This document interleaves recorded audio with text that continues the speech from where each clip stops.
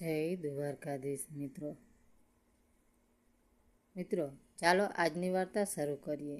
એક વૃદ્ધ બોલ્યા, કૃપા કરીને મને થોડા પૈસા આપો। આ વૃદ્ધ માણસ પર દયા કરો સાહેબ, હું તમને અહીંયા સુધી લાવ્યો છું। કૃપા કરીને આ જૂના હાડકા પર દયા કરો।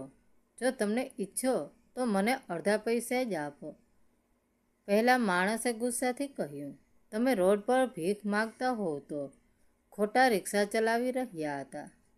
જો તમે રિક્ષા ન ચલાવી શકતા હો તો કંઈક બીજું કરો। તમે બિનજરૂરી રીતે મારો સમય બગાડ્યો છે। હું જે કામ માટે આવ્યો હતો હવે તે પણ શક્ય બનશે નહીં, તો પૈસા શેના માટે? અહીંથી ચાલ્યા જાઓ। વૃદ્ધ માણસ રડતો હતો અને માણસની સામે વિનંતી કરી રહ્યો હતો, પરંતુ તે માણસ ન તો તેની વાત સાંભળતો હતો અને ન તો તેના પર દયા અનુભવતો હતો। સાહેબ, જો તમે આજે મને પૈસા નહીં આપો તો મારે ભૂખ્યું સૂવું પડશે। તમે ભૂખ્યા સૂઈ જાઓ કે મરી જાઓ, જેનાથી મને શું ફરક પડે છે? આટલું કહીને તે માણસ ત્યાંથી જતો રહે છે। જતી વખતે વૃદ્ધ માણસને જોતો રહે છે અને મનમાં ભગવાનને કહે છે, ખબર નહીં તું કયા જન્મમાં કર્મની સજા આપે છે। હવે આ વૃદ્ધ માણસ પર થોડી તો દયા કરો। હવે હું સહન કરી શકતો નથી। હે ભગવાન, કાં તો મને મારી નાખો અથવા મારું પેટ ભરો। હું હવે આ ભૂખ સહન કરી શકતો નથી। આ વિચાર સાથે અને ધ્રુજતા હાથે તેણે પોતાની રિક્ષા ઉપાડી અને રડતા રડતા પાછા જવા લાગ્યા। હવે થાકેલા તે રસ્તાની બાજુમાં ફૂટપાથ પર સૂઈ ગયો। તેના શરીરમાં એટલી તાકાત નહોતી રહી કે તે ફરીથી રિક્ષા ચલાવી શકે। ત્યાં બેઠો બેઠો તે તેની પત્નીને યાદ કરવા લાગ્યો અને વિચારવા લાગ્યો કે તું બહુ ભાગ્યશાળી હતી કે તું મારી પહેલાં ભગવાન પાસે ધરતી રહી અને તને આ બધું સહન કરવું પડ્યું નહીં। મને ખબર નથી કે ભગવાન મારી પાસેથી શું બદલો લઈ રહ્યા છે। હું નથી જાણતો, ખબર નથી મેં એવું કયું ખરાબ કામ કર્યું છે કે મને 2 ટાઈમનું ભોજન પણ નથી મળતું। હે ભગવાન, તમે મારી પ્રાર્થના ક્યારે સાંભળશો? અને તે વ્યક્તિ રડતો રડતો ત્યાં પડી રિક્ષા લઈને ચાલતો તો થાય છે આ વૃદ્ધ બાબા એ જ કિશન અવતારજીના જીવનમાં એવું તો શું બન્યું કે તેમને આ મુકામ પર આવવું પડ્યું, જેના કારણે તેમને 2 સમયનું ભોજન પણ આરામથી ન મળી શક્યું અને તેઓ ભૂખથી પીડાવા લાગ્યા। ચાલો જાણીએ એ કિશન અવતારની કરુણ કહાની અને તેના જીવનમાં એવું શું બન્યું કે તેનું જીવન મંજિલથી ઊંચાઈઓ પર પહોંચ્યું અને તે લોકો માટે એક ઉદાહરણ બની ગયા અને દરેકને સમજાવ્યું કે વૃદ્ધ સમય જીવનનો નથી, ઉંમર માત્ર એક સંખ્યા છે। તો ચાલો જાણીએ। આ જૂના બાબા કે કિશન અવતારજી વિશે એ સ્ટોરી પ્રોગ્રામ આપવામાં આવ્યો હતો અને કૈલાસે તેને સારી રીતે સંભાળ્યો હતો। આખું મેદાન લોકોની વેરીટી ભરાઈ ગયું હતું અને બધાની નજરે ખાસ વ્યક્તિની રાહ જોઈને દરવાજા પર ટકેલી હતી। કોણ જાણે કેટલા ગરીબોએ મસીહાની રાહ જોઈ રહ્યા હતા। મસીહા એટલે કિશન બાબુ। જેમ તેમ કરીને તેને પોતાની કાર દરવાજા તરફ હકારી। જેમ તેમ તેઓ નજીક આવ્યા અને તેમને દૂરથી જોયા। તેમના પુત્ર અને પુત્રવધૂનો ગુસ્સો 7મા આસમાને પહોંચ્યો। તે ઝડપથી તેની નજીક ગયો અને બોલ્યો, રોજ મારું આટલું અપમાન કરીને તને શાંતિ નથી મળી જે અહીં ભિખારીની જેમ અમારું અપમાન કરવા આવ્યા છો? કિશન અવતારજી બાપુએ ભીની આંખે કહ્યું, દીકરા સાંભળવા આજે બહુ મોટો આવવાનું છે। ઠીક છે, તો એ વૃદ્ધ પણ અહીંયા ભીખ માગવા આવ્યો છે? તેની પત્નીએ હસીને કહ્યું, ઠીક છે। એનું આ ટેટસ આટલું કહીને બંનેએ મજાક શરૂ કરી। આ જોઈને કિશન અવતાર બાબુની આંખમાં આંસુ આવી ગયા અને અંદર ગયા, પણ અંદર પહોંચતા જ આંખો હોય તાળીઓના ગડગડાટથી ગુંજી ઉઠ્યો। આ જોઈને કિશન અવતાર બાપુની આંખોમાં આંસુ આવી ગયા। પુત્રો અને વહુઓ આશ્ચર્યચકિત થઈ ગયા કે શા માટે તેના પિતાને જોઈને બધા તાળીઓ પાડી રહ્યા છે. ત્યારે કૈલાસે કહ્યું, સાહેબ, કિશન અવતાર બાપુ બધા તમારી રાહ જોઈ રહ્યા છે. જ્યારે તેઓ આવ્યા ત્યારે ઘણા અધિકારીઓ આગળ આવ્યા અને તેમનું સ્વાગત કર્યું. સમગ્ર મીડિયા કિશન અવતાર બાબુને તેમના કેમેરામાં કવર કરી રહ્યું હતું. કિશન અવતાર બાબુના પુત્ર અને પુત્રવધુ સમજી શક્યા ન હતા કે શું થઈ રહ્યું છે. પછી કિશન અવતાર બાબુએ કૈલાસ તરફ ઇશારો કર્યો અને કૈલાસે કિશન અવતાર બાપુની ચેકબુક તેને આપી. કિશન અવતાર બાપુએ એક પછી એક બધાને સ્ટેજ પર બોલાવ્યા અને દરેકને 1,00,000 ને 11,000 રૂપિયા આપ્યા. પૈસાને એક દીક્ષાદાન આપી. પિતાનું આ રૂપ જોઈને પુત્ર અને પુત્રવધુ ચોંકી ગયા કે આ ભિખારી પાસે આટલા પૈસા ક્યાંથી આવ્યા.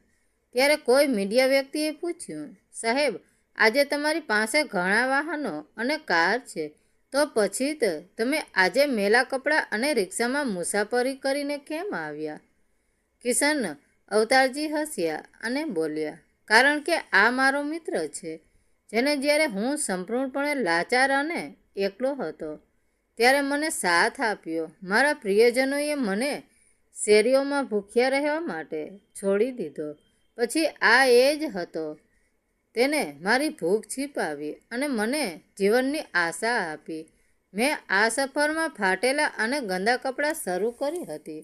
અન્ય એક મીડિયા વ્યક્તિએ કહ્યું, સર, અમે તમારાથી પ્રેરિત છીએ.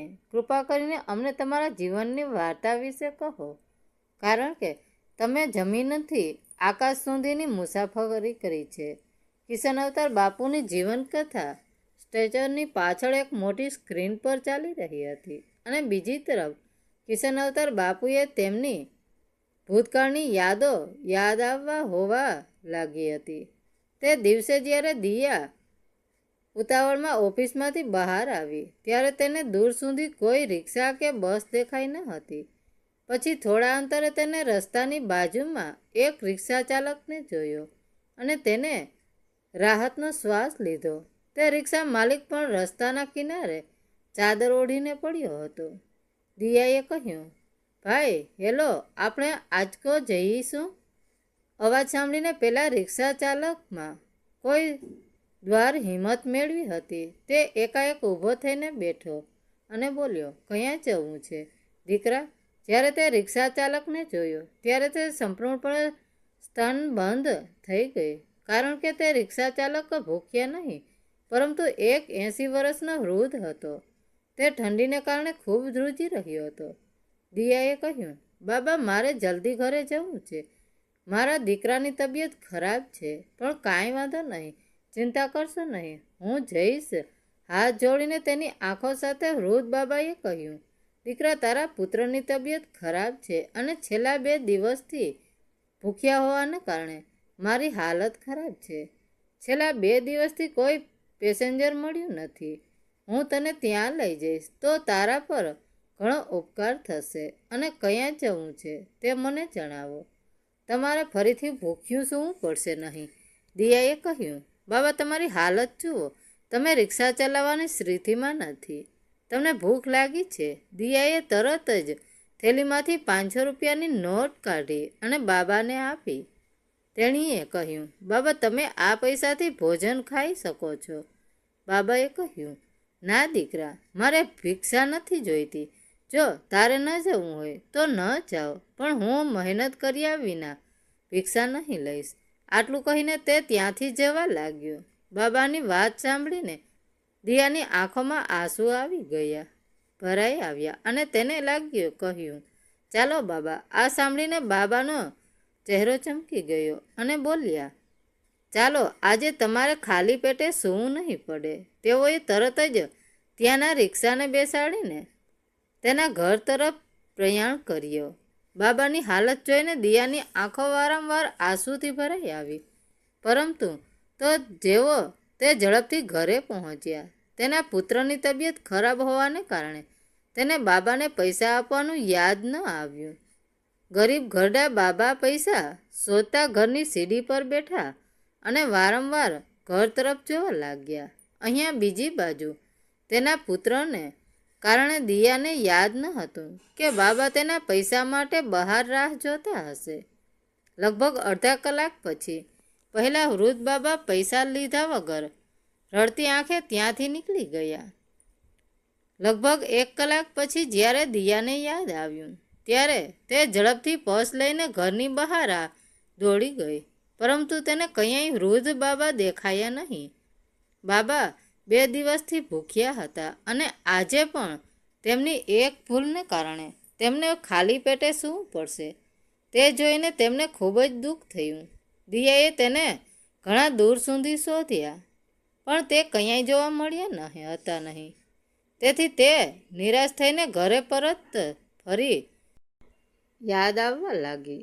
આ ઘટના એ દિવસોમાં બની હતી જ્યારે હું 6ઠા ધોરણમાં ભણતી હતી. ત્યારે હું બહુ નાની હતી. મારા બાબા એટલે કે દાદા હંમેશા દુકાને જ રહેતા.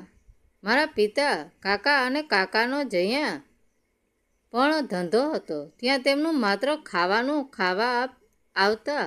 હું નાની ઉંમરથી જ બાબાને ચા આપવા દુકાને જવા લાગી હતી. બાબા ઘરે સવાર સાંજ ચા પીતા. હું મારા દાદાની હવેલી વાહેલી પોતરી હતી. મારી દુકાનની સામે દાદીમાની એક નાની હોટલ હતી, જેમાં દાદી અને તેમના પતિ, તેમને હું બાબા કહેતી હતી, તેઓ ચા બનાવતા હતા. બંને ખૂબ રોંદ હતા. દાદીમાનો દેખાવ હજુ પણ મારી આંખોમાં આ બે હું છે. ટૂંકી ઊંચાઈ, સંપૂર્ણ શરીર, ગોરો રંગ અને તે સ્વભાવે ખૂબ જ ખુશખુશાલ હતી. દાદીમાંથી વિપરીત બાબા ખૂબ જ પાતળા અને થોડા કડક હતા. જાતીય તે સ્વર્ણકાર હતા. ક્યારે હું તેની દીવા આગળ સોનાના ઘરેણાં ભેગા કરતા અને ઘરેણાં બનાવતા જોતી. તેની હોટલ તેના ઘરની સાઇડ રોડ પર હતી. તેને તેની દુકાને જવા માટે પાટા ઓળંગવું પડતું. રસ્તા પર ભારે ટ્રાફિક હતી. 1 મહિનાથી આખા રોડ પર પશુ મેળો ચાલતો હતો, એટલે ટ્રાફિક એટલો બધો હતો કે મારા જેવી છોકરી માટે રસ્તો ક્રોસ કરીને એ બાજુના બાબાને ચા પીવડાવવી થોડી મુશ્કેલ બની ગઈ. તે સમયે બાળકો એકલા આવીને જઈ શકતા હતા. કોઈ પણ જાતનો ડર ન હતો. બધા લોકો પરિચિત હતા. તેથી મારી દાદી બાબાનો ચાનો ડબ્બો હાથમાં પકડીને કહેતી, દાદીને હોટલ પર ઊભા રહીને બાબાને મોં લહેરાવીને બોલાવો. આ રીતે અથવા દાદીને રસ્તો ક્રોસ કરવો. હું બરાબર એ જ કર્યું. અગાઉ શિયાળામાં સવારે 6:30 વાગ્યે ઘણું ધુમ્મસ રહેતું હતું, જેના કારણે રસ્તાની આ બાજુ કે પહેલી બાજુ કશું દેખાતું ન હતું, અને મેં વહેલી સવારે તે બાબા માટે ગરમા ગરમ ચા લાવતી. હોટલમાંથી દાદી મને રસ્તો ઓળંગવા મદદ કરશે અને વહેલી સવારે હું મારા સૂતેલા બાબા માટે દુકાનો શટર ખખડાવતી. બાબા શટર ખોલીને મને કહે, અરે મારી રાણી દીકરી, તું આટલી વહેલી સવારે ચા લઈને આવી? હું હજી ઊંઘમાંથી જાગ્યો નથી. બાબા બોક્સમાંથી ચા પોતાના ગ્લાસમાં નાખતા અને એ ડબ્બાના ઢાંકણામાં મને ગરમા ગરમ ચા આપતા. બોક્સના ઢાંકણામાં ચા પીને હું ખૂબ જ ખુશ થઈ જતી. ચા આપવાના બદલામાં મારા પિતા મને 1 રૂપિયો આપતા. એ 1 રૂપિયાથી હું હોટેલની દાદી પાસેથી નારંગી ગોળીઓ, બિસ્કિટ, ટોપી જે પણ મને ગમતી તે ખરીદી લેતી. હોટલમાં દાદીમાં મને થોડી વધારાની ટોપી આપતા, પ્રેમથી મારા વાળ પર ઘા કરતા અને મને સ્નેહ આપતા. હું મારી દાદીને કહીશ કે આ હોટલ દાદીએ મને ઘણું બધું આપ્યું છે, પરંતુ મારા મનમાં હંમેશા એક પ્રશ્ન રહેતો કે મારા દાદી અને બાબા શું છે? પરિવાર ઘણો મોટો છે, અને હા, હોટલ દાદી આટલી મોટી ઉંમરની હોવા છતાં તેમના પરિવારમાં કોઈ દેખાતું. તે નાની દુકાનમાં ચા બનાવે છે અને ત્યાં જ રહે છે. તેમના બાળકો ક્યાં છે? મારું બાલિશ મન કશું જ સમજવામાં સહમત હતું. સમય આમ જ ચાલતો હતો. હું શાળાએ જ જતી ત્યારે પણ મારા દાદીમાની હોટલમાં થોડું રમી લેતી. હોટલ દાદીમાની હોટલે અમારી દુકાનની બાજુમાં જ હતી, કારણ કે તે દુકાન તેની પોતાની ન હતી. જ્યારે હું થોડી મોટી અને સમજદાર બની ત્યારે મેં હોટલમાં દાદી વિશે સાંભળ્યું કે તેમને પોતાના બાળકો ન હતા. તેના પરિવારના ભાઈઓ અને ભત્રીજાએ તમામ જમીન મિલકત પોતાના નામે કરાવી લીધી હતી અને તેને ત્યાંથી કાઢી મૂક્યા હતા. આ ગરીબ પતિ પત્ની કદાચ ભાષામાં બિહારના જણાવતા હતા અને અમારી જગ્યાએ આવીને અસ્થાયી રહ્યા હતા, જે તે સમયે નાનું શહેર હતું. ચા બનાવવાનું પોતાનું નાનકડું કામ કરવા લાગ્યા. કહેવાનો અર્થ એ હતો કે તેના પોતાના લોહીના સંબંધો અને સગાઓએ તેને બેઘર કરી દીધા હતા. હોટલોમાં દાદીમાનું ચાનું કામ બરાબર ચાલતું હતું. તે એક નાનું શહેર હતું અને મોટાભાગના લોકો પરિચિત હતા. જ્યારે હું સવારે મારી સ્કૂલ રિક્ષાની રાહ જોતી ત્યારે ઘણા લોકો તેની દુકાને વહેલી સવારે ચા પીવા આવતા. તેમની વચ્ચે કેટલાક છોકરાઓ હતા જે દાદીમા સાથે ખૂબ જ ઝઘડતા હતા અને તેમને લાડ કરીને ચીડાવતા હતા. દાદી એક જાડી લાકડી લઈને તેની પાછળ દોડશે અને બૂમ પાડશે, હું તમને ચા નહીં આપું. તે દાદીમાનો ગુસ્સો ન હતો, પણ તેના માટેનો પ્રેમ હતો.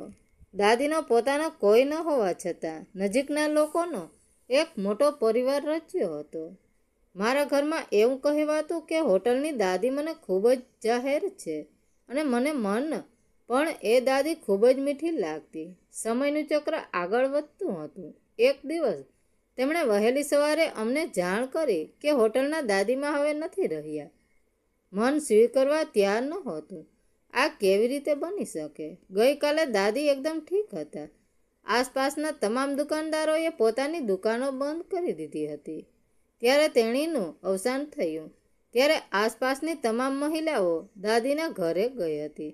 મારી માતા પણ ત્યાં ગઈ હતી. દાદીમાં વચ્ચે સૂઈ ગયા હતા અને બધા વાતો કરી રહ્યા હતા. તેણીએ કહ્યું, જુઓ, તે કેટલી નસીબદાર છે. તેણે કોઈની પાસે પાણીનો ગ્લાસ પણ માગ્યો ન હતો અને સવારે 5 વાગે શૌચાલયમાં આવ્યા અને ત્યાં સ્વર્ગ સીધાવ્યા. તે ખુલ્લા દરવાજા સાથે સ્વર્ગમાં ગઈ છે. તે એકાદશીના દિવસે મુક્ત થઈ સીધા સ્વર્ગમાં એક શુભ સમયે મૃત્યુ પામ્યા, કારણ કે બાબા હજી જીવતા હતા. દાદી ઓછામાં ઓછું પણ કહેવા માટે અજાણ્યા હતા, પરંતુ બધા રડતા હતા. દાદીમાની વિદાયથી બધાને ખૂબ જ દુઃખ થયું હતું. મને પણ રડવાનું મન થયું. દાદીમાનું પોતાનું લોહી, તેમના સંબંધી કોઈ ત્યાં હાજર ન હતા. છતાં દાદીમાનું લોહીના સંબંધ વિનાનો મોટો પરિવાર તેમની અંતિમ વિદાય આપવા હાજર હતો. બધાએ અશ્રુભરી ભીની આંખો સાથે દાદીને વિદાય આપી. હવે હોટલ પર નિરંજન લાગતી હતી. જ્યારે હું તેમની હોટલે જાઉં છું ત્યારે મને જરાય સારું નથી લાગતું. હું દાદીમાને ખૂબ જ મિસ કરું છું. બાબા એકલા પડી ગયા. તેનું શરીર ઘણું નબળું હતું. હવે તેમના ભોજનની વ્યવસ્થા જે દુકાનમાં રહેતા હતા ત્યાંથી થવા લાગી. આજુબાજુના બાકીના દુકાનદારો અને તેમની દુકાનની બાજુમાં બેઠેલા ડૉક્ટર પણ દિવસમાં 2-4 વાર જઈને તપાસ કરતા. બધા મળીને બાબાની સંભાળ રાખતા હતા. દાદીના ગયા પછી બાબા સાવ એકલા પડી ગયા અને બીમાર પડવા લાગ્યા. દાદીને ગેરહાજરી ગુજરી ગયાને 1 મહિનો પણ થયો ન હતો. એકવાર હું મારા પિતાજીને ચા આપવા ગઈ હતી. સાંજના લગભગ 4 વાગ્યા હતા. ડૉક્ટર સાહેબ, જેમનું ક્લિનિક બાબાની દુકાનની બાજુમાં હતું, બાબાની દુકાનની અંદર તેમને ખાવાનું આપવા ગયા. તેને બાબાને બૂમ પાડી, પરંતુ બાબાએ જવાબ ન આપ્યો. પછી ડૉક્ટરે તેનો ઢબડો કાઢ્યો, તેની તરફ જોયું અને તેમને હલાવીને જોયું. તેને તેની નાની અનુભવી અને જાણ્યું કે બાબા હવે હંમેશા માટે દાદીમાને ભટકી ગયા છે. હોટલ દાદીની વિદાયના 1 મહિના પછી બાબા આ દુનિયા છોડી ગયા. જે તારીખે દાદીમાનું મૃત્યુ એ જ તારીખે થયું હતું, એકાદશીના દિવસે. હોટલમાંથી દાદી અને બાબા 1 મહિના ગાળામાં જ તેમના દિલના સંબંધને છોડીને ચાલ્યા ગયા. હોટલ દાદી માટે કદાચ આ બાબાનો અપાર પ્રેમ હતો. બધાએ ભેગા થઈને બાબાના અંતિમ સંસ્કાર કર્યા. તમામ ધાર્મિક વિધિઓ કરવા માટે આવી હતી. બાબાના મૃત્યુ પર્વનું ઔપચારિક આયોજન કરવામાં આવ્યું હતું, જેના કારણે તેમને મોક્ષ પ્રાપ્ત થાય.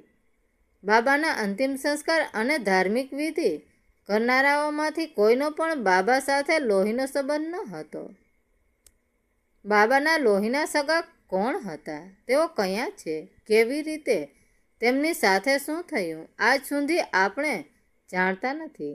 પરંતુ હું ચોક્કસપણે કહેવા માગું છું કે હોટલના દાદા અને બાબાને તેમના લોહીના સંબંધીઓ દ્વારા નકારી કાઢવામાં આવ્યા હતા, અને તેમ છતાં તેઓને લોહીના સંબંધ ન હતા. આજે એક ખૂબ મોટો પરિવાર હતો, અને જે છે તેમને યાદ કરે છે. આજે પણ જ્યારે હું ઘરે જાઉં છું ત્યારે મારી નજર એકાદ વાર એ જગ્યાએ પહોંચી જાય છે જે તેમની હોટલ હતી. લોકો હજી પણ તેનું ઉદાહરણ આપી રહ્યા છે. જેનું કોઈ નથી તેને ઉપર કોઈ છે. અને જ્યારે લોહીના સંબંધોને અસ્વીકાર થાય છે, ત્યારે લોહી સિવાયના સંબંધો આવે છે અને પકડી લે છે. કહેવાય છે કે હોટલના દાદી અને બાબાને ભગવાને મોક્ષ આપ્યો. તેમની સેવા કરવા માટે કોઈ ન હતું, એટલે ભગવાને આવી ગતિ આપી. કહેવાય છે કે જ્યારે આપણા જ લોકડો નીકળી જાય છે, ત્યારે ઘણા મહાન લોકો ઊભા થઈ જાય છે. દિયા વિચારોમાંથી બહાર આવી ત્યારે સવાર થઈ જવી હતી. ત્યાર થઈને તે ફરીથી જ તે જગ્યાએ બાબાને શોધવા ગઈ, પરંતુ તે ત્યાં મળ્યા નહીં. બીજી તરફ બાબા 3 દિવસથી ભૂખ્યા હતા અને કોઈનો બોજ ખેંચી રહ્યા હતા. તેની આંખો સામે વારંવાર અંધકાર દેખાઈ રહ્યો હતો. તે ઠોકર ખાઈને પડી જતા હતા કે અચાનક એક સ્વરે કહ્યું, ઓ વૃદ્ધ, જો રિક્ષા ન ચલાવી હોય તે કેમ ચલાવાય છે? શું તમે ખરાનું ખોરાક ખાવા માંગો છો? હું તમારા જેવા નબળા વૃદ્ધ લોકો વિશે બધું જ સમજું છું. તમે રિક્ષા લઈને નીકળો છો જેથી લોકો તમારી જોઈ શકે અને તમને વગર મહિને તે પૈસા આપે. જો આવું છે તો તમે રસ્તાના કિનારે વાટકો લઈને ભીખ કેમ નથી માગતા? યાદ રાખો, હું તેમાંથી એક નથી. થોપો રોકો રિક્ષા, અહીંથી હું પગપાળા જઈશ. મને ખબર નથી કે તમે કેવા લોકો છો. તેમના બાળકો પણ તેમને જેવા નબળા અને નકામા હશે. એક સવારે ટોણો માર્યો. કિશન અવતાર, જે રિક્ષા ચાલક હતો, તે આ બધું સાંભળી રહ્યો હતો. તેણે કહ્યું, નાના સાહેબ, મેં પણ મારા લોહી અને પરસેવાથી મારા પુત્રને રક્ષક બનાવ્યો હતો. તે મારું દુર્ભાગ્ય હતું કે તેઓ મને ફરીથી આ રસ્તા પર લાવ્યો. પણ સાહેબ, તમે ક્યાં ગયા? મારા પૈસા તો આપો. સ્વરે કહ્યું, પૈસા શેના માટે? પૈસા તને મારી મંજિલ પર લઈ જવા માટે આપવાના હતા, જે તમે ન કર્યો, અને તેના ઉપર તમે પૈસા માગો છો? ઠીક છે, મને તમારા જેવો ભિખારી ગમતો નથી. આટલું કહીને તેણે ખિસ્સામાંથી 5 રૂપિયાનો સિક્કો કાઢીને કિશન અવતાર બાબુના હાથમાં આપી મૂક્યો. કિશન અવતાર બાબુએ કહ્યું, સાહેબ, આવું વિચિત્ર વર્તન ન કરો. હું 50 રૂપિયા કમાઉં છું અને તમે માત્ર 5 રૂપિયા ચૂકવો છો. આજથી દુનિયામાં 5 રૂપિયામાં શું કરી શકાય? હું ભૂખ્યો રહીશ અને તમારું ઠેકાણું આવી ગયું છે. આ રહ્યું તમારું ઘર. તમારે જવું હોય તો રિક્ષામાં બેસો. પૂછશો તો હું તને ત્યાં ખેંચી લઈશ. પણ સાહેબ, મારી સાથે આવો અન્યાય ન કરવો. કિશન અવતાર બાબુએ આજી શરૂ કરી. કિશન અવતાર બાબુની લાચારી જોઈને તે માણસ એકવાર પણ ન ફર્યો અને ચૂપચાપ ગેટની અંદર ગયો. જાણે કિશન અવતાર બાપુની ગરીબી અને દુર્દશાથી તેને કંઈ ફરક પડતો નથી. પણ કૈલાશ ત્યાં જ ઊભો હતો, આ બધું જોઈ રહ્યો હતો. તેને અચાનક કિશન અવતાર બાબાનો સપટસ ચહેરો યાદ આવ્યો, જે તેને પ્રેમથી રિક્ષામાં બેસાડતા અને તેના મજબૂત ખંભાના ટેકાથી તેને શાળાએ લઈ જતા. અચાનક કૈલાશે કહ્યું, બાબુ કાકા, તમે ત્યાં ઊભા રહો. અચાનક આ નામ સાંભળીને કિશન અવતાર બાબુએ પાછળ ફરીને આશ્રય સાથે કહ્યું, તું કોણ છે દીકરા? અને આ નામ લગભગ 25 વર્ષ પહેલાં એક નાનકડા છોકરા દ્વારા બનાવવામાં આવ્યું. તે બાળક મને આ નામથી બોલાવતો. તમે કેવી રીતે જાણો છો? કૈલાસ આગળ આવ્યો અને કિશન અવતાર બાબુને ગળે લગાવ્યા અને કહ્યું, અરે બાબુ અંકલ, તમે મને ઓળખ્યો નહીં? હું કૈલાસ છું. તમને યાદ છે ને? નહેરુ નગરની ગલીઓમાંથી તમે મને રિક્ષામાં સ્કૂલે મૂકવા આવતા હતા. તમે અહીં અને આ સ્થિતિમાં તમારી હવે રિક્ષા ચલાવવાની ઉંમર નથી. અત્યાર સુધીમાં તમારા બાળકો મોટા થઈ ગયા હશે. તો પછી તમે આ કામ કેમ કરો છો? કિશન અવતાર બાબુ ધ્રુસકે ધ્રુસકે રડવા લાગ્યા અને બોલ્યા, દીકરા, હવે તને શું કહું?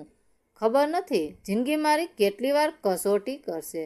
તને ખબર છે દીકરા, અમુક લોકોની જિંદગીની કસોટીઓ ક્યારેય પૂરી થતી નથી.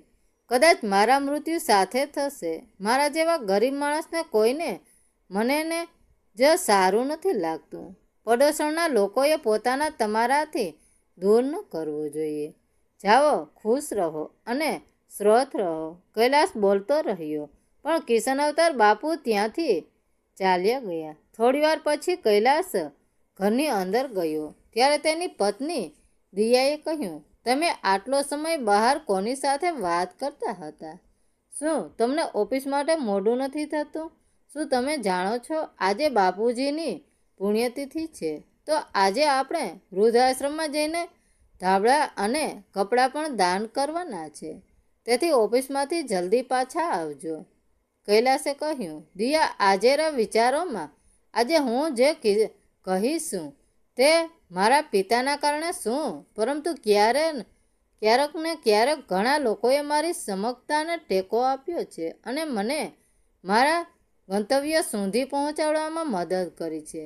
જેમ કે મારા શિક્ષકો, મારા મિત્રો અથવા રિક્ષા ચાલક, જે મને મારા મંતવ્ય સુધી લઈ જવા માટે દરરોજ પરસેવો પાડતા હતા.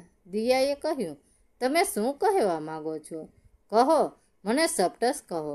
કૈલાસે કહ્યું, દર વર્ષે આપણી પિતાની પુણ્યતિથિ પર કેટલો ખર્ચ કરીએ છીએ, પણ જો અમને પપ્પા જેવી કોઈ વ્યક્તિ પાછી મળે તો શું તમે તેને તમારા ઘરમાં તમારો થોડો સમય અને જગ્યા આપી શકશો?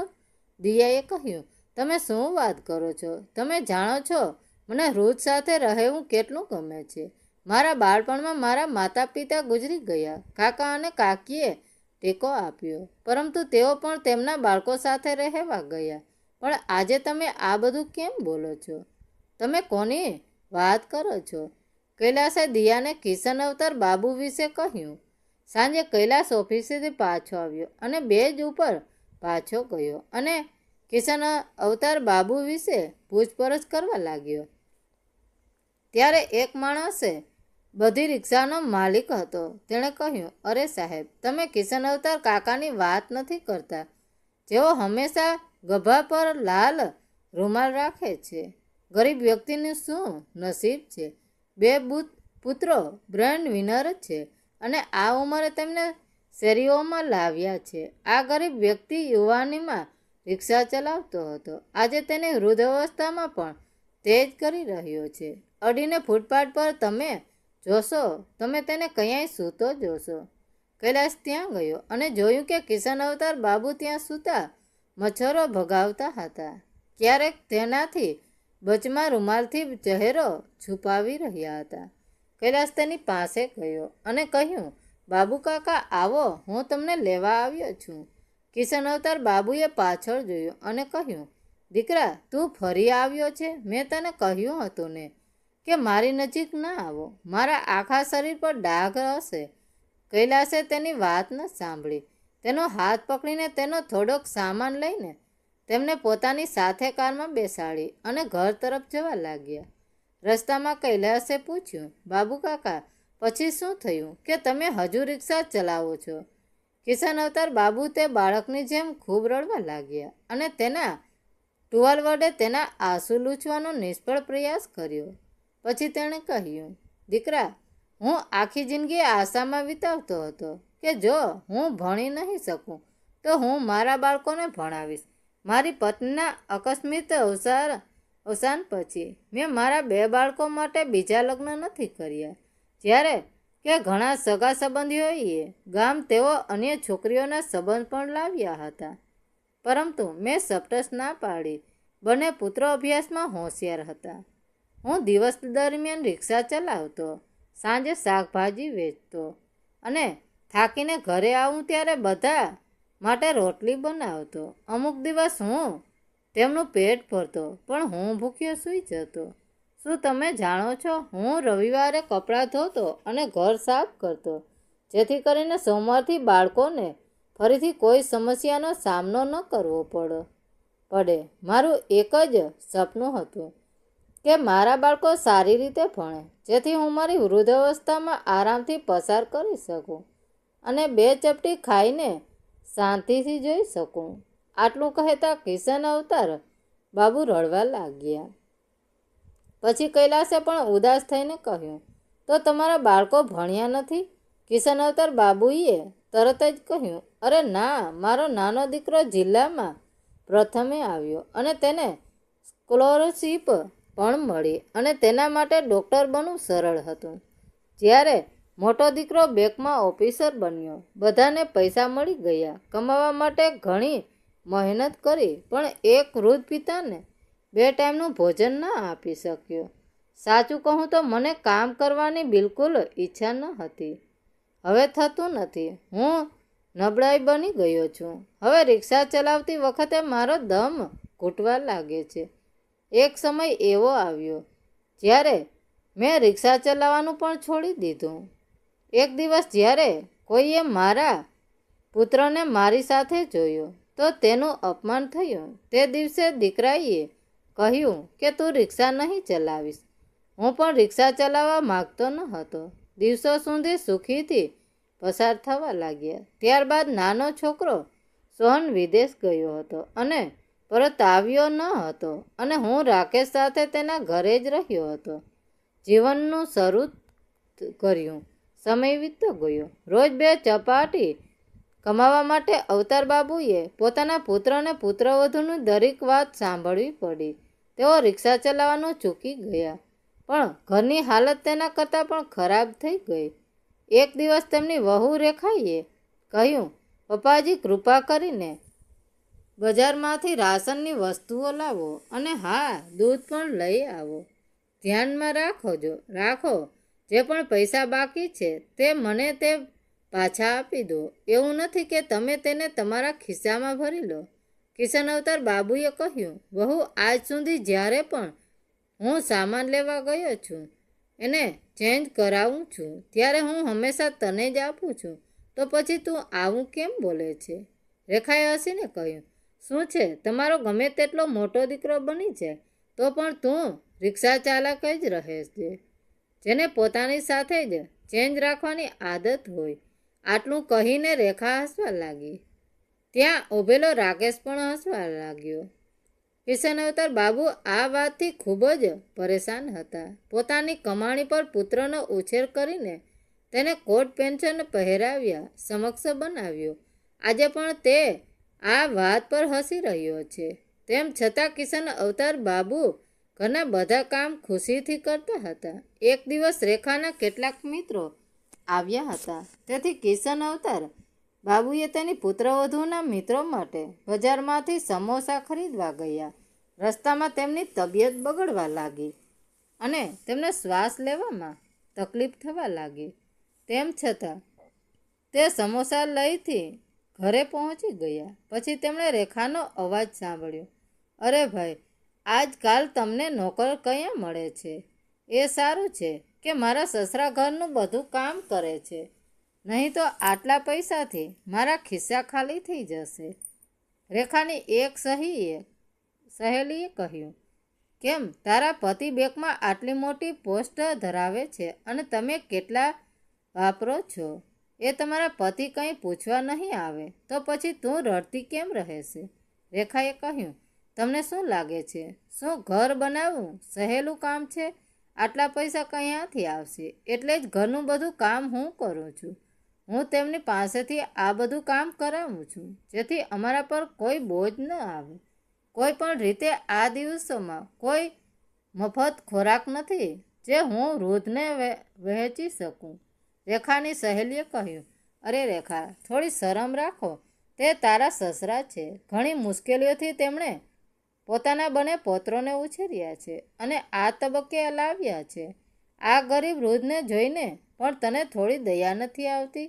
રેખાએ કહ્યું, મને દયા આવી છે, તેથી જ હું ચૂપ રહી છું. જો નોકરો હોત તો 4 ગાળો ખાત, તેથી તેમને કંઈ કહેતી નથી. અને જો મેં કઠોરતા રાખી હોત તો હું તેને નોકરીમાંથી કાઢી મૂકતી નહીં. પણ જો હું એમને ઘરના કોઈ ખૂણે રહેવા તો દઉં છું. હું એમના માટે બહુ કરું છું. આટલું કહીને રેખા તેની મિત્રો સાથે હસવા લાગી. દરવાજાની બહાર ઊભેલા કિશન અવતાર બાબુને વહુની વાત સાંભળીને ચક્કર આવી ગયા. તેમણે કોઈક રીતે પોતાની જાત પર કાબૂ રાખ્યો અને સમોસા દરવાજાની બહાર મૂકીને ત્યાંથી સીધા નીકળી ગયા. જ્યારે તેણે એક જાણકાર વ્યક્તિને જોયો ત્યારે તેને કહ્યું, મારી એક કૃપા કરીને મદદ કરો. જો મારો પુત્ર તમને મળે તો કૃપા કરીને તેને કહો કે હું તીર્થયાત્રાએ જાઉં છું, તેથી મને શોધવાની કોશિશ કરશો નહીં. તે જ્ઞાની તેને રોકીને પૂછતો રહ્યો, પણ તેને તમે શા માટે જાઓ છો અને તમે આ કેમ કરો છો? તેણે કહ્યું, કશું જ કહ્યું નહીં. રડવાનું તો ખરું, પણ જેના માટે તેણે લોહી અને પરસેવો વરસાવ્યો છે તેના આંસુ લૂછવા માટે ત્યાં કોઈ ન હતું. જેણે તેમને આજે સમક્ષ બનાવ્યા છે, તેઓને તેઓ ફરીથી રસ્તા પર લાવ્યા છે.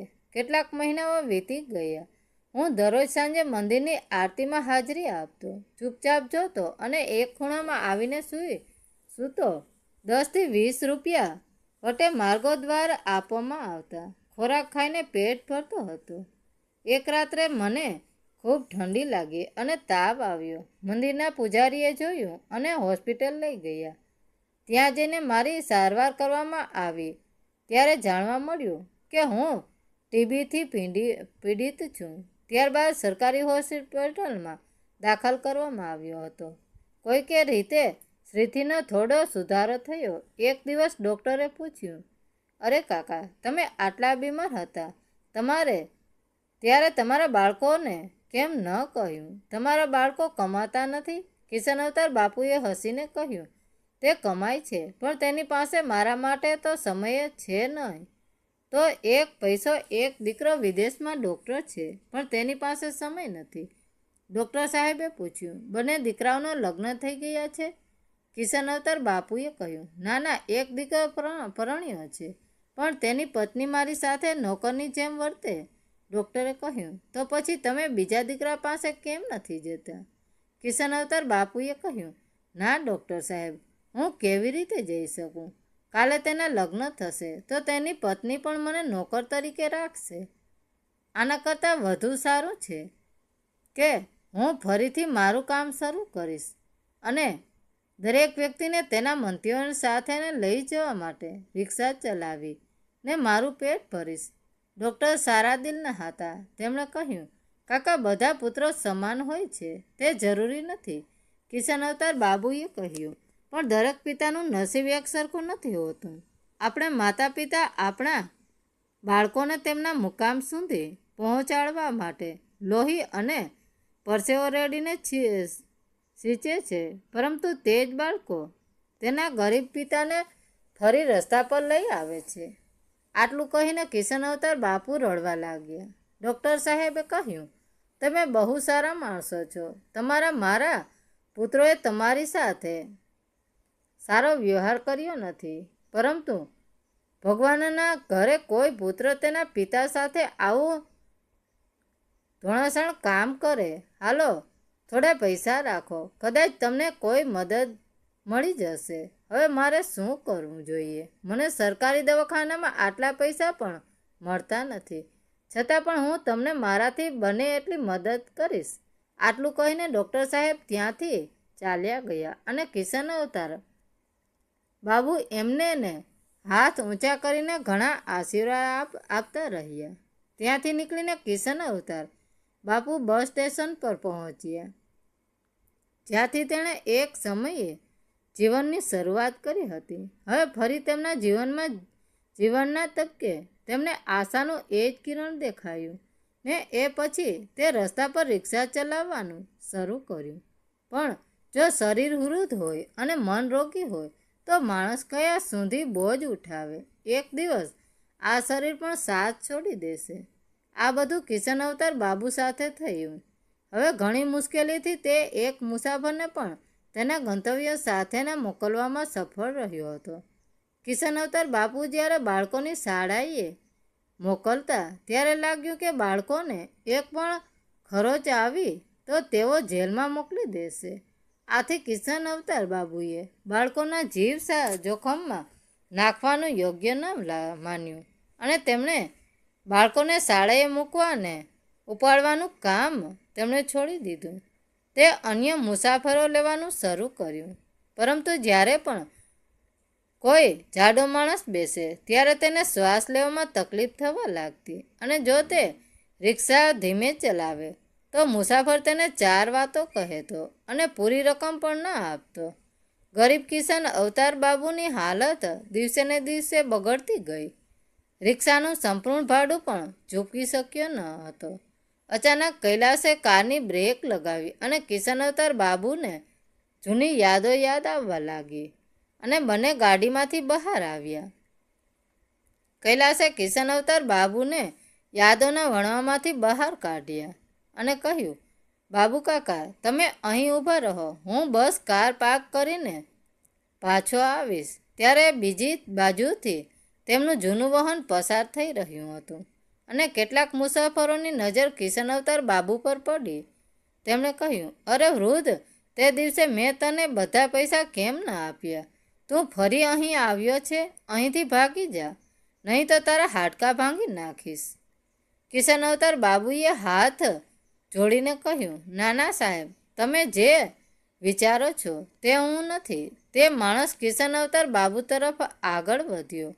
કૈલાસે તેને જોરથી થપ્પડ મારી અને તેને કહ્યું, કુદરત વ્યક્તિ, જ્યારે તેઓએ તમારી સાથે ક્યારેય પૈસા વિશે વાત કરી નથી તો તમે તેમની સાથે આ રીતે કેવી રીતે વાત કરી શકો છો? તમે ઘરે તમારા માતા પિતા સાથે આવી વાત કરો છો? સાવધાન, જો તમે તેની સાથે ક્યારેય ગેરવર્તન કરશો તો ચાલો બાબુ કાકા, તમે અંદર આવો. કૈલાસે કહ્યું. તે માણસ આશ્ચર્યથી કૈલાસને જોઈ રહ્યો અને કૈલાસ કિશન અવતાર બાબુને ઘરની અંદર લઈ ગયો. કૈલાસે કહ્યું, દિયા જુઓ, તે મારા બાળપણના કાકા છે. પહેલાં કાકાને જોયા. અરે, આ તો ગઈકાલના કાકા છે. અંદર દોડી આરતી કરી અને કિશન અવતાર બાબુને આદર સાથે અંદર બેસાડી ખાવાનું આપ્યું અને ગરમા ગરમ ચા પીવડાવી. પછી તેણે કહ્યું, કાકા, તમે પહેલાં સ્નાન કરું, પછી બેસીને વાત કરીશું. આ પપ્પાના કપડાં છે, જો તમને વાંધો ન હોય તો તમે પહેરી શકો છો. આ બધું જોઈ અને સાંભળીને કિશન અવતાર બાપુની આંખોમાં આંસુ આવી ગયા. તેણે એના માથા પર હાથ મૂક્યો અને કહ્યું, દીકરી, મને તારા સસરાના કપડાં આપીને પિતાની જેમ મને સન્માન આપ્યું છે. ભગવાન તમને બંનેનું ભલું કરે અને તમારા બાળકોને તમારા જેવો બનાવો. આ વૃદ્ધ માણસ તમારા બંનેએ કરેલા ઉપકારને ક્યારેય ભૂલી શકશે નહીં. રડતા રડતા કિશન અવતાર બાબુ બાથરૂમમાં ગયા અને તેમની જૂની ઉદાસી યાદો સાથે તેમની ગંદકી ધોવાઈ નાખી. હવે કિશન અવતાર બાબુ કૈલાસ સાથે ખુશીથી રહેતા હતા. સમય પસાર કરવા માટે તેઓ બગીચામાં નવા ફૂલો રોપશે, અખબારો વાંચશે, તેમના જેવો વૃદ્ધોને મદદ કરશે, તેમને પ્રોત્સાહિત કરશે કે તેઓ તેમના ફ્રી સમયમાં કંઈક કરીને તેમના જીવનને ફરી સુધારી શકે એવો પ્રયાસ કરશે. એક દિવસ કિશન અવતાર બાબુ વિચારોમાં ડૂબી ગયા. પછી કૈલાસ તેને પૂછે છે, બાબુ કાકા, તમે શું વિચારી રહ્યા છો? પછી પોતાના વિચારોમાં વણમાળમાંથી બહાર આવીને કિશન અવતાર બાબુએ કૈલાસને કહ્યું, દીકરા, તે આજ સુધી મારા માટે ઘણું કર્યું છે. શું તમે મને વધુ એક વખત મદદ કરી શકશો? તો કૈલાસે કહ્યું, હા કહું કાકા, હું તમારી શું સેવા કરી શકું છું? હું ફરી શું કરી શકું છું? પછી કિશન અવતાર બાબુએ કહ્યું, દીકરા, મને થોડા પૈસા ઉછીના આપો અથવા બેંકમાંથી લોન લો. હું એક રિક્ષાની દુકાન ખોલવા માગું છું અને તે દુકાનમાં કેટલાક લોકોને નોકરી આપીશ અને કેટલાક રિક્ષા ભાડે રાખીશ. હું ગરીબ લોકોને મદદ કરવા માગું છું. ઘણા એવા વૃદ્ધો છે જેઓ આજે પણ પોતાની મહેનતથી કંઈક કરવા ઈચ્છે છે, 2 ટાઈમ આરામથી ખાવા ઈચ્છે છે. હું તેમના માટે કંઈક કરવા માગું છું. અવતાર બાપુની વાત સાંભળીને કૈલાશ કિશન આશ્ચર્યચકિત થઈ ગયો. તે જોઈને શસ્તબંધ થઈ ગયો કે આટલી ઉંમરે પણ તેમના કેટલી હિંમત છે અને આજે પણ તે પોતાના પગ પર ઊભા રહેવા માંગે છે અને પોતાની મહેનતની કમાણી કરવા માંગે છે. થોડા દિવસો કૈલાશ તેના જેવા કેટલાક લોકોને લઈ ગયો અને તેમને તે દુકાનમાં કામ અપાવ્યું. જે તેઓ આરામથી કરી શકે. લોકોને રિક્ષા ચલાવવા માટે પ્રેરિત કર્યા. ધીમે ધીમે તેનું કામ વધવા લાગ્યું. તેની દુકાનનો એક પછી 2-3 વધવા લાગી. તે પછી કિશન અવતાર બાબુ એક મોટા શોરૂમના માલિક બન્યા.